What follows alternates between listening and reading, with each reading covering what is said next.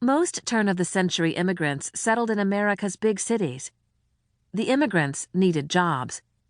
The cities were growing fast and offered the best chances to find work. By 1910, 3 out of 4 people in New York City were immigrants and the children of immigrants. The same thing was true in Boston, Cleveland, Chicago, and Detroit. Many immigrants could not speak English when they arrived. They knew little about American laws and customs. And so they clustered together, living in ethnic neighborhoods where they could mingle with their countrymen and speak their native languages. Almost every major city had its German and Irish neighborhoods, its Polish, Italian, Jewish, and Greek districts. People from the same village in Europe might wind up living as neighbors on the same street in America. In most cities, immigrants moved into old, run-down neighborhoods. As newcomers struggling to gain a foothold in America, they occupied the poorest and most congested districts. New York City absorbed more immigrants than any other city. Manhattan's Lower East Side, where so many immigrants settled, became one of the most densely populated places on Earth. A walk through a crowded immigrant neighborhood was like a visit to the old country. The streets were noisy open-air markets. Pushcarts lined the pavements, offering fruit, vegetables, poultry, fish, eggs, soda water, and anything else you could think of. Old coats for 50 cents, eyeglasses for 35 cents, hats for a quarter, ribbons for a penny. Peddlers hawked their wares in a dozen different dialects. Women wearing kerchiefs and shawls haggled for the best prices. Everyone except the kids seemed to be speaking a foreign language. Looking down upon these streets were the brick tenement buildings where millions of immigrants began their lives in America. Tenements were jammed with immigrants living in small, cramped apartments. Families used a small makeshift room for cooking and eating, and as a bedroom for the kids. The parents slept in a tiny bedroom to the rear.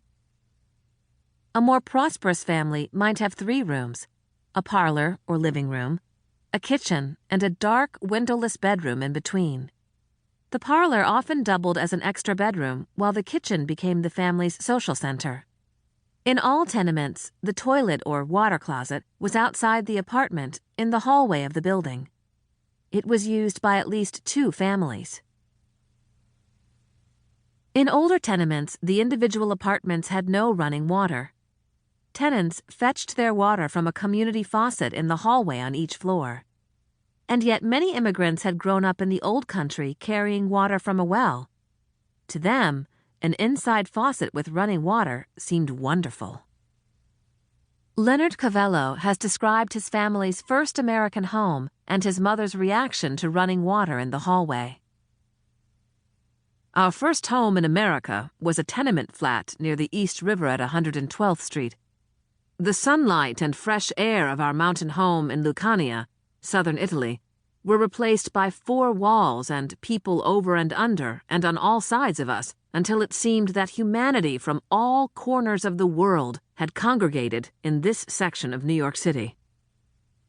The cobbled streets, the endless monotonous rows of tenement buildings that shut out the sky, the clanging of bells and the screeching of sirens as a fire broke out somewhere in the neighborhood, dank hallways, long flights of wooden stairs and the toilet in the hall, and the water, which to my mother was one of the great wonders of America, water with just the twist of a handle and only a few paces from the kitchen.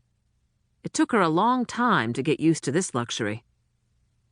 It was Carmelo Accurso who made ready the tenement flat and arranged the welcoming party with relatives and friends to greet us upon our arrival.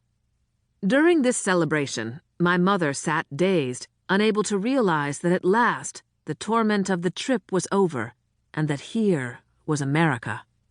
It was Mrs. Accurso who put her arm comfortingly about my mother's shoulder and led her away from the party and into the hall and showed her the water faucet. "Courage. You will get used to it here. See? Isn't it wonderful how the water comes out?" Through her tears, my mother managed to smile.